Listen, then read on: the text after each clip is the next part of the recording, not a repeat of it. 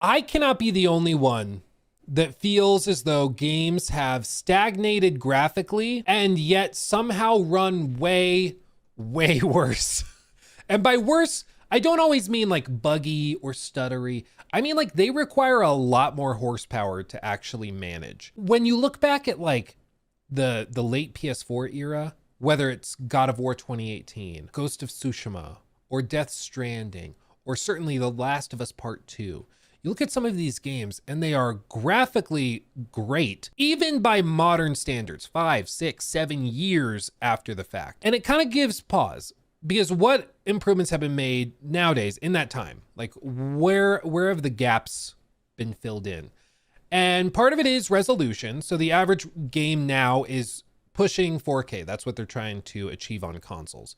So 4K versus in the PS4 era, they were doing checkerboarded upscaling to 4K from like 1440p renders or 1200p renders, but they were not getting anywhere close to 4K. But then again, to be fair, nowadays we're not hitting 4K either. They're relying on FSR or PISR to upscale to 4K, even on consoles. So you're not even rendering native 4K.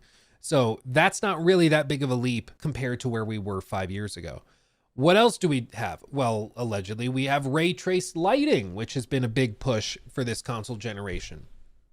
One of the 3 big pillars of what made the PS5 Pro special, allegedly. So does that noticeably improve lighting and video game fidelity? In my opinion, compared to like high quality rasterized baked lighting, no. It tanks performance and doesn't provide that big of a quantitative and qualitative difference for a lot of games. For dynamic open world stuff, it can increase fidelity where you're not able to bake in the lighting, and that's absolutely true. But I think for a lot of these like single player games where they could bake in rasterized lighting and do it that way, you know, the old school technique, it doesn't seem to add that much to it. And if anything, it seems to add a lot of problems, as we saw with like Star Wars Jedi Survivor or other games like that. And so I'm left trying to find the silver lining in all this. And it's honestly kind of tough to find it because we have a big game, a big AAA game that is coming out very, very soon. Reviews drop tomorrow, that people have been comparing to other older school games. And that's, of course, Indiana Jones and the Great Circle. Looking at it, I think it looks good visually, but I don't think this fidelity level is that big of a leap beyond what we saw with, say, The Last of Us Part 2 in 2020, or even God of War back in 2018.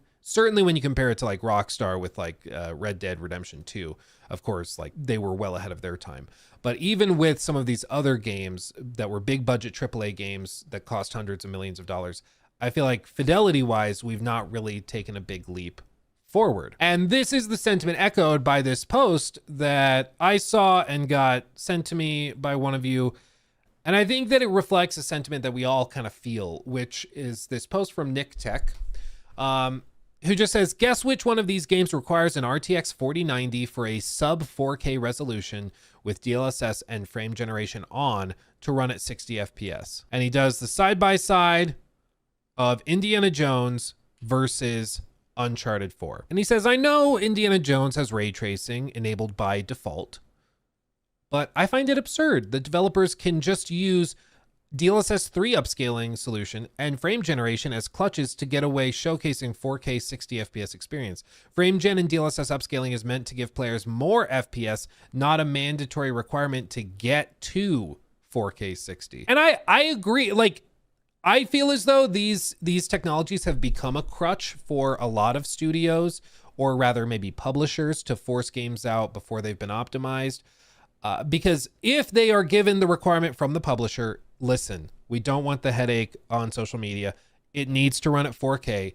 We have to be able to put that on the box, and it needs to have a 60 FPS mode in performance or whatever. And the way that they achieve that is not by polishing and refining. It's by toggling on things like DLSS ultra performance or FSR to performance mode, and or PISR if it's on PlayStation, or, you know, in the spring.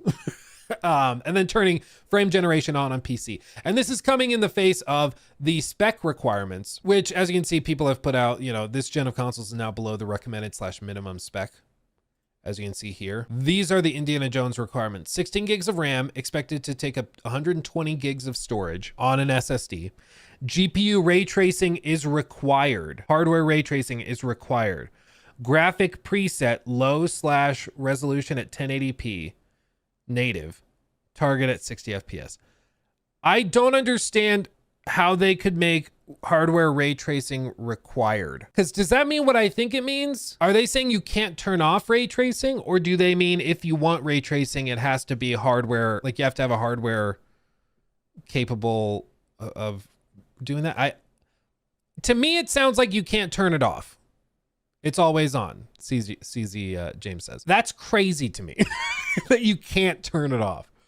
You know, another game that had similar problems with ray tracing not being able to be turned off on consoles. I don't like, this is the PC spec list. This isn't even console, but like Jedi Survivor, some people put the launch version where it was just like super blurry, tons of artifacting around hair, around objects in motion, because the game was not polished. Even though it's a good game, it was not ready.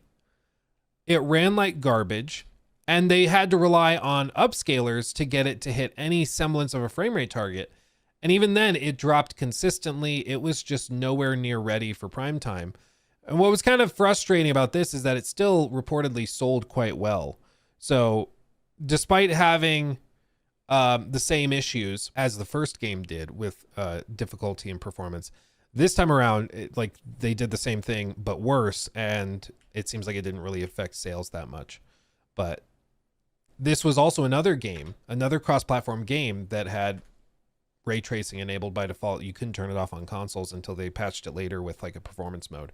But with these specs, like look at these, 16 gigs of RAM. All of these require hardware ray tracing. So again, suggesting that you cannot turn it off. Their recommended spec is an i7 12700K or better, or a Ryzen 7700 or better. Their recommended is a 3080 Ti. Their recommended is a 3080 Ti. For Ultra, they say 4080 or a 7900 XT. And then for full ray tracing requirements, the minimum is going to be a 4070, recommended 4080, Ultra 4090. And this is to hit, as you can see all the way down here, DLSS 3 with frame generation and super resolution preset on performance, not even on quality mode. Their 4090 like ultra spec, that requires for 60 frames as the target. It requires you to turn frame generation on and use the DLSS super resolution preset of performance. That's unbelievable. Like, it would be one thing if this were literally like photorealistic, but Indiana Jones is not photorealistic. Like, that is just not. That's crazy. And I'm saying this as somebody with a 4090. This is laughable, requiring performance setting. Even if this were on quality, I'd be like, we're still having to use frame gen and DLSS to hit a target of 60 upscaled. Like, again, as Nick Tech said, in my view, frame generation and upscalers should be to go from 60 to 100. It should be to enhance your experience, not to meet the bare minimum bar.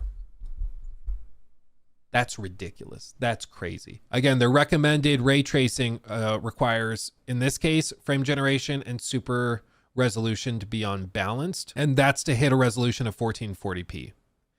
If you want to hit 4K, you have to go to performance mode with a 4090. On their minimum full ray tracing spec, they say you can set it to quality if you're targeting 1080p, which in that case renders it at what, like 900p, I think, then upscales it to 1080. It's wild. Sean, thank you, my friend. Thank you. 5 gifted memberships on YouTube, thank you, my friend. 720p. Is it 720 for quality mode though? I thought quality was like 80%. For 4K resolutions, it's rendering at 1440p on quality. For 1080p, it would be 720. You're right. Even on quality. So, so let me get this right. Let me get, just to be painfully clear, to do full ray tracing, with a 4070, this game is going to be rendering at 720p and then upscaled with frame generation on to hit 60 frames at 1080p. But it's rendering at 720. That's unbelievable, dude. That's unbelievable. I cannot believe that this is the quality level. Like, again, just to put it in perspective for like how far off we are, this is a 4K display. And if you're going pixel for pixel, this is how much of the frame is actually being rendered. And in this case, that's how much being rendered, and then it's being stretched up to 1080p. But 4K is what's considered the industry standard for displays and TVs, monitors in the modern day. Bear in mind, they put 8K on the box also. They put 8K on the box, which 720p is this little box down here. That's what they're rendering. But they put this on the box. Yeah. Yeah. It's unbelievable, dude. That's ridiculous. So, and then just to also be clear, that means that for 4K at performance mode, it's rendering at 1080p. So the 4090 on Ultra on performance mode, it's rendering at 1080p with frame generation on to hit 60. Like, that's unbelievable. That's crazy. What's the, I mean, minimum doing 1080p in 2024? That just feels like, what are we doing, man? 4K 60 still a high bar. 1440 is the standard, I would say. I think, you know, these console manufacturers, they made a bed and now they have to sleep in it. They made the bed saying that 4K was the standard, and that's what they've communicated for, at this point, close to a decade. I mean, it's the PS4 Pro, for example, launched in 2016, and that was the first big step towards 4K. That was the standard. And 8 years later, we're having big AAA games that with a $1,500 graphics card require it to render at 1080p for the best visuals. Now, if it really is, I mean, it says full ray tracing. This is, you know, they do require ray tracing on at all times, it seems. But even without it fully, you know, cranked to the gills, just on Ultra, you need a 4080. And it's going to be rendering at natively 60 or natively 4K, it says, targeting 60 frames. But this is one of those things where I'm like, at what point, like, this has better be, it better be so graphically impressive that it changes my life. Like, I did that video recently on the Cyberpunk ultra realism mods, and those do look amazing. I mean, that really does look fantastic. And it's very niche. Like, not everybody should expect to see that level of fidelity. I mean, it's crazy beautiful. Like, look at some of this lighting.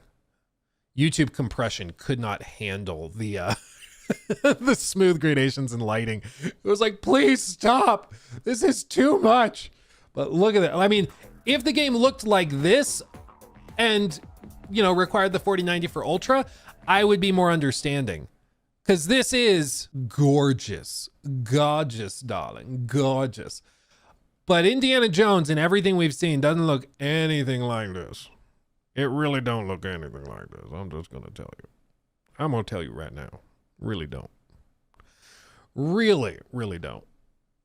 And I think that's maybe the gap for people, is that for a lot of us, we're looking at footage. Like, let's look at the Uncharted 4 demo from 2016. I understand Naughty Dog, they're some of the best, okay? Absolutely. But this footage was uploaded 8 years ago, May of 2016. The game did end up looking like this on PS4 hardware. They achieved this level of fidelity. This was actually running. This is real. And I'm gonna be honest, I don't really think that that Indiana Jones looks better.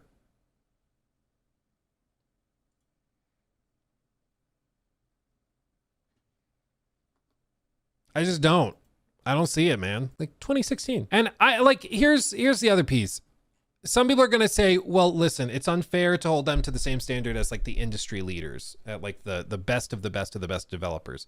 I mean, I would say there's no such thing as industry leader dollars. It all costs the same. So $60, $70 for a Naughty Dog game, same price as $60, $70 for a Machine Games title. Granted, this is on Game Pass, and maybe that changes it for you, and maybe you're more forgiving. But I feel like you shouldn't just magically lower the standards because it's on Game Pass. You should still expect them to put forward a product deserving of a AAA price tag and treatment. And maybe this is unfair of me, but I feel as though at some point it's fair to expect industry leading quality after a certain amount of time has passed from the entire industry. So if Rockstar does something incredible in 2007, I think eventually, maybe in 2015, maybe in 2016, maybe at that point, it's fair to expect everybody to be capable of that. When you have hundreds of developers and hundreds of millions of dollars going into these games. And with this stuff, I get it. Uncharted 4 is a fantastic game from a world-class studio. And maybe that makes it unfair to compare it to this.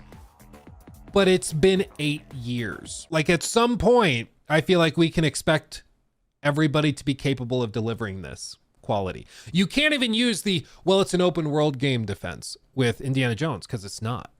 Like it's a similar format as far as we can tell to Uncharted, just with more stealth. That's what it seems to be. So like you can't even use that defense.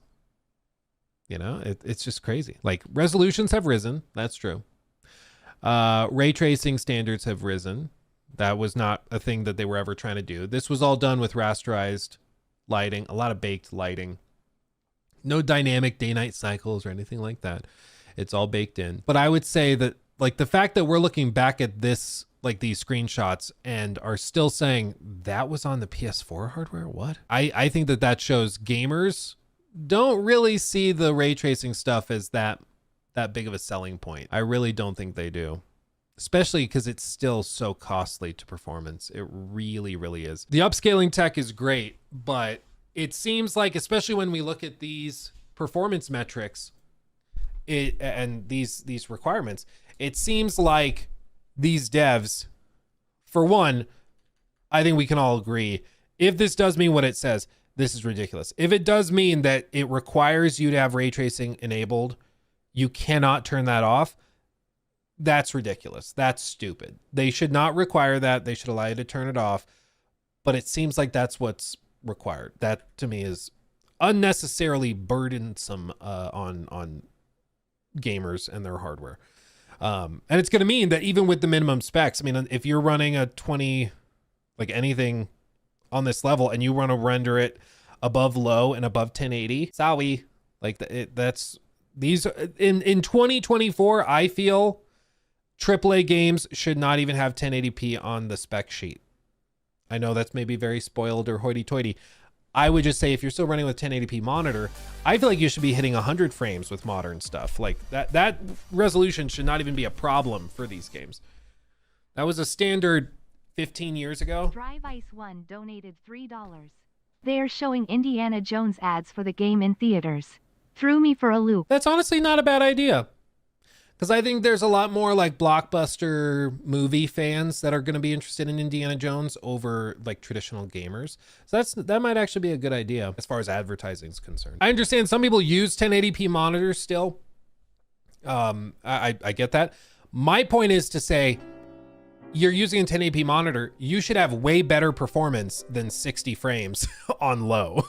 Like, I'm trying to argue for you that you should have better than that. Is the high hardware requirements because the game isn't well optimized, like high polygon count or too high texture quality?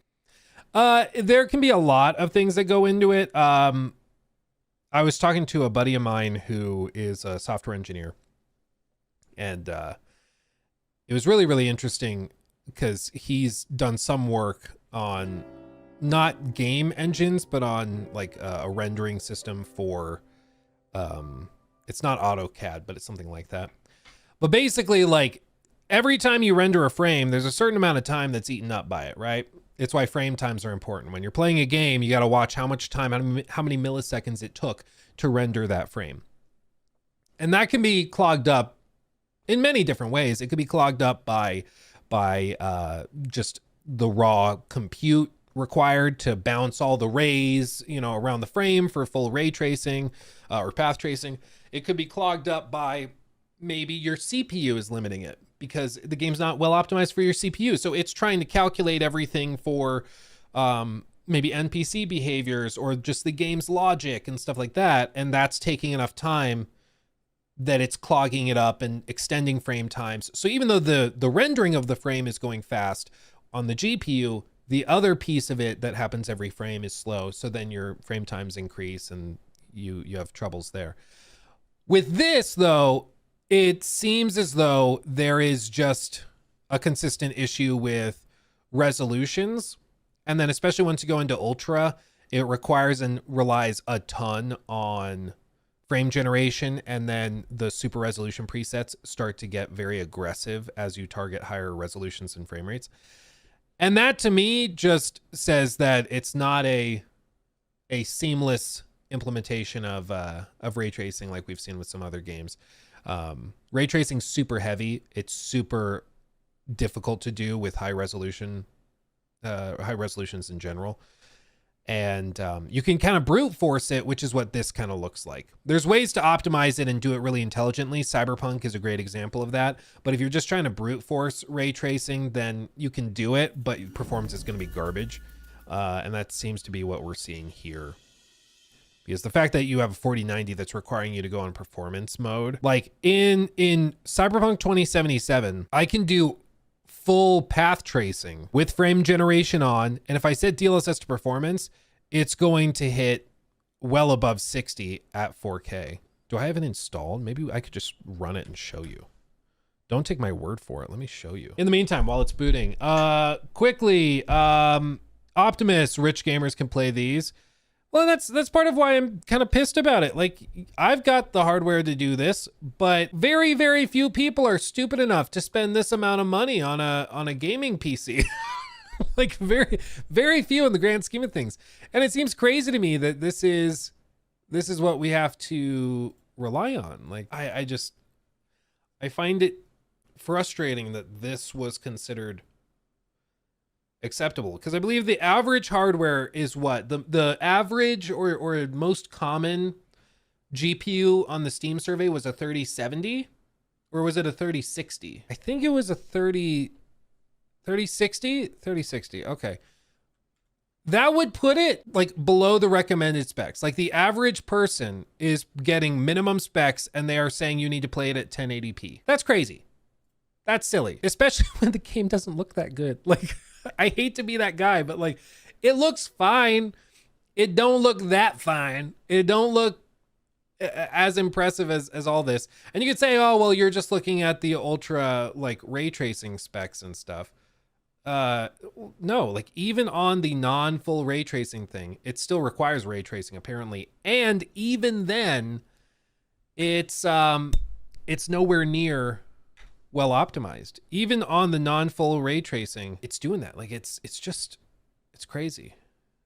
Okay, I want to show you what full path tracing looks like in Cyberpunk, okay? I'm going to show you how even with industry leading resolutions or quality, we can get it looking way better than this. Okay, I'm going to have to do some tweaking because I have some mods installed, but some of them are broken, so I'm going to turn all of them off on that side of it. But then I want to go into this settings, graphics, well, first video, 4K, borderless VSync. Okay, what I'm going to do is I'm going to go graphics, ray tracing ultra, we're going to go overdrive, super resolution, ray reconstruction, frame gen. I'm going to turn that on. Whoop. Boop. Okay, super resolution auto, ray reconstruction on, frame generation, boop, on, crowd density high, everything else maxed. We'll see if the game explodes. I might need to restart it. Loading, engine, booting up. Most of the time I turn ray tracing on and think this does look cool, but I'm turning this off to get my frames back depending on the game. Yeah, well, especially first person games, like this is why I'm particularly sensitive to this one with Indiana Jones, is because like if frames are not high in these types of games, I get like hella motion sick.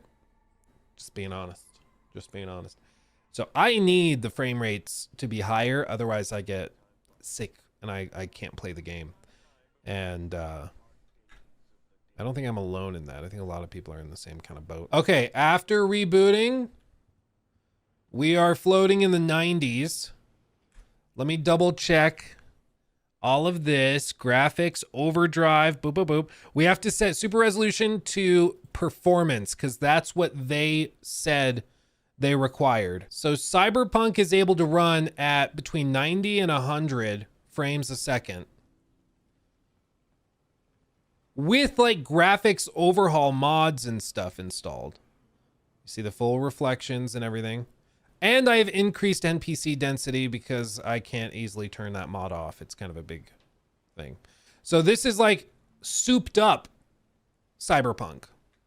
Look at all the NPCs. There's never this many on screen. Like this is because of the mod I put in. So this game that looks industry leading is at this fidelity level. And let's do reset auto. This is what this looks like, and it's running at 90 frames. Like, come on. I think we're getting a little silly with Indiana Jones. Like, come on. Come on. I mean, Jesus. Okay. We'll close that. Give it the good old Alt F4. To wrap all this up, because I don't want to talk about this all day. To wrap all this up, I just think it should be unacceptable to require, for one, ray tracing on all systems. That to me is ridiculous. If that's true, that's what it sounds like to me. Maybe I'm wrong. Maybe that just means that you have to have ray tracing capable hardware. But if you were able to turn it off, I don't know why that would be a requirement. But I find that to be a ridiculous thing. And then beyond that, having frame generation and performance level DLSS turned on to hit 60 frames in any of your spec sheets, that to me is a little silly.